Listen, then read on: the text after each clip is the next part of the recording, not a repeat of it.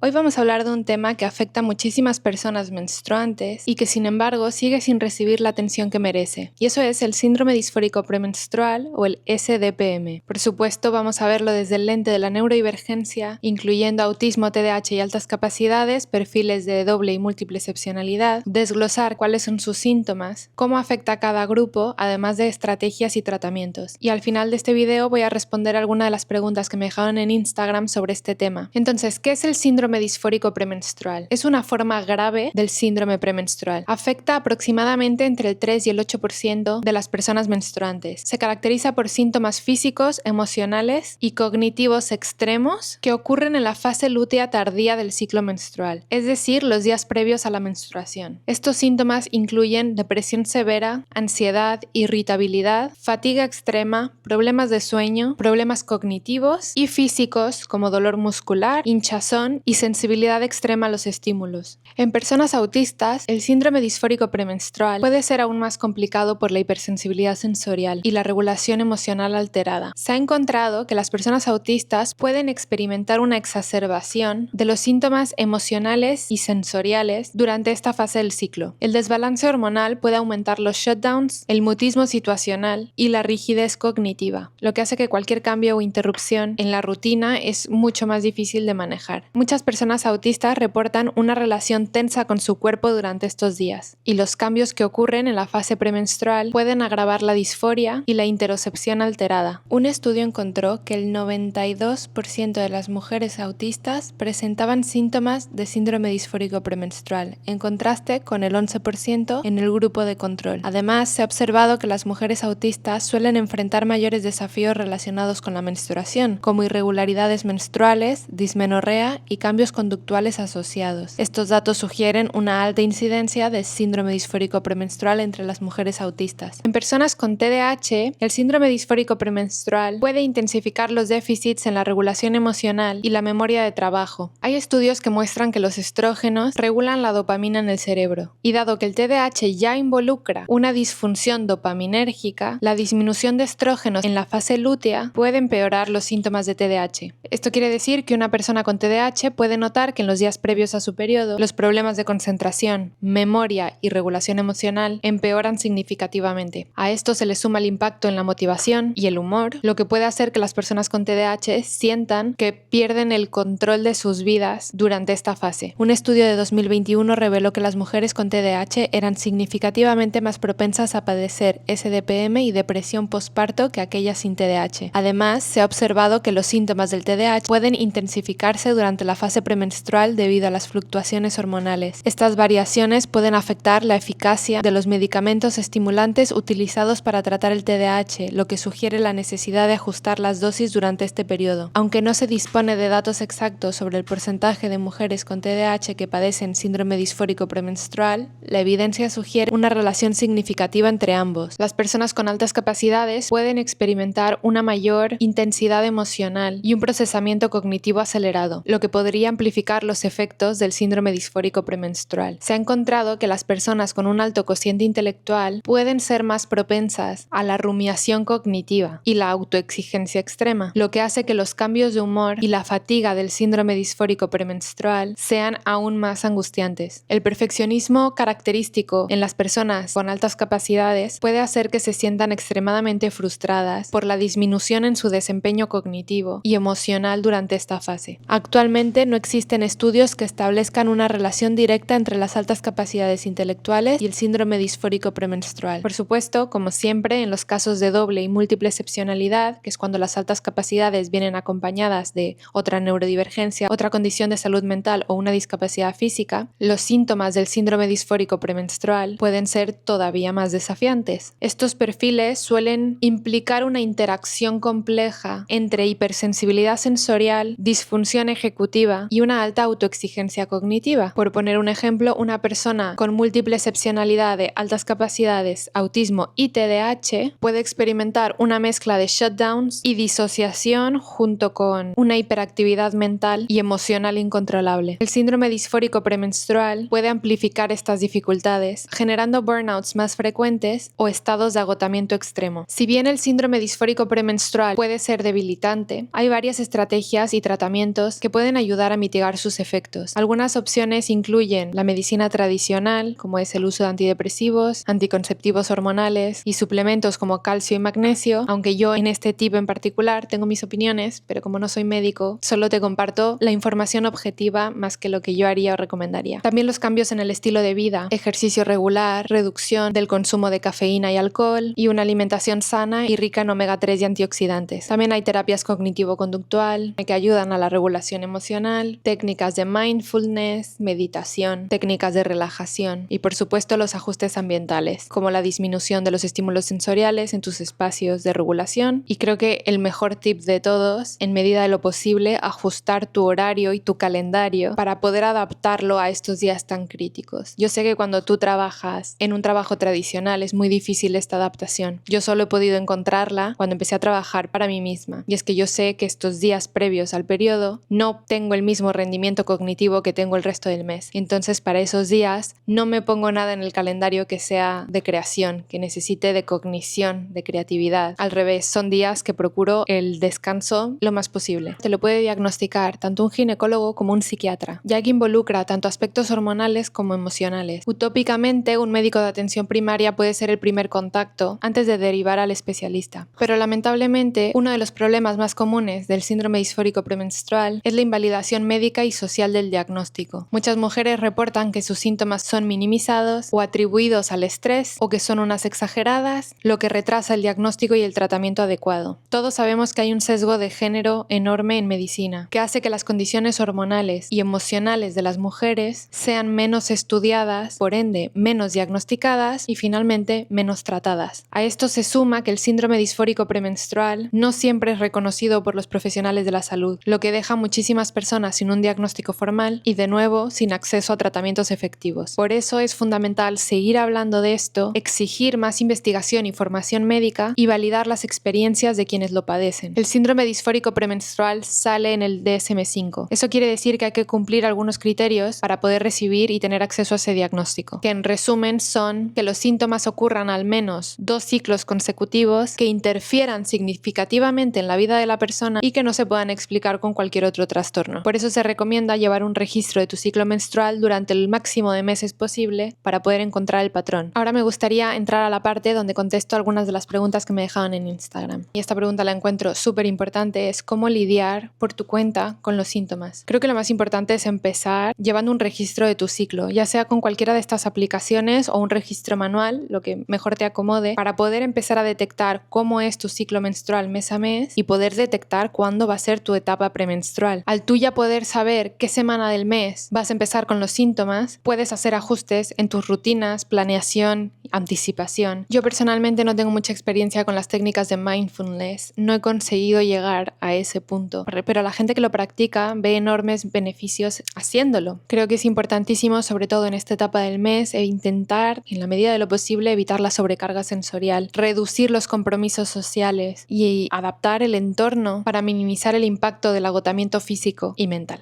Me preguntan qué impacto puede tener el síndrome disfórico premenstrual en la pareja. Entiendo que el síndrome disfórico premenstrual puede generar un impacto en la comunicación y en la relación de pareja. Entiendo que los cambios de humor, la irritabilidad y la fatiga extrema pueden hacer que una persona con SDPM reaccione de manera distinta a lo habitual, lo que puede generar conflictos y malentendidos. Si la pareja no está informada sobre el síndrome disfórico premenstrual, es posible que interprete las reacciones emocionales como distanciamiento o desinterés, lo que evidentemente puede afectar la relación. La clave para manejar estos efectos es la comunicación clara, abierta, explicar cómo te afecta el síndrome disfórico premenstrual y qué tipo de apoyos necesitas en esos momentos del mes para intentar fomentar la comprensión y reducir esa tensión. También es útil establecer estrategias conjuntas, como evitar conversaciones difíciles en esos días y fomentar y priorizar el autocuidado en esos días críticos. ¿Cómo diferenciar realmente si es síndrome premenstrual o síndrome disfórico premenstrual? La clave para diferenciarlos es la intensidad y el impacto de los síntomas. El síndrome premenstrual puede incluir síntomas leves o moderados de hinchazón, cambios de humor o irritabilidad, pero no suelen interferir gravemente con la vida diaria. En cambio, en el síndrome disfórico premenstrual, los síntomas emocionales son mucho más intensos, como depresión severa, crisis de ansiedad, irritabilidad extrema o inclusive ideación suicida. En el síndrome premenstrual, la persona sigue funcionando a pesar de que los síntomas son molestos. Con el síndrome disfórico premenstrual, los síntomas son incapacitantes, afectando el trabajo, las relaciones y las actividades diarias. Ambos ocurren en la fase lútea, los días previos a la menstruación, pero en el síndrome premenstrual los síntomas pueden ser fluctuantes y manejables. En el síndrome disfórico premenstrual, los síntomas son persistentes y desaparecen casi por completo al iniciar la menstruación. Me preguntan si hay posibles tratamientos no farmacológicos para tratar el síndrome disfórico premenstrual. Según lo que yo he podido leer, como las dietas inflamatorias, acupuntura, terapia de luz, fitoterapia. Pero yo solo te comparto lo que he podido encontrar investigando. Yo no soy médico ni ningún especialista en este tema para realmente recomendarte algo en específico. Como siempre, si te gustó este video, no olvides darle like, compartirlo a quien creas que le puede servir. Y si llegaste hasta aquí y te interesa saber cómo funciona el cerebro autista a nivel neurológico, hablaremos de ello en profundidad en el próximo video. Nos vemos.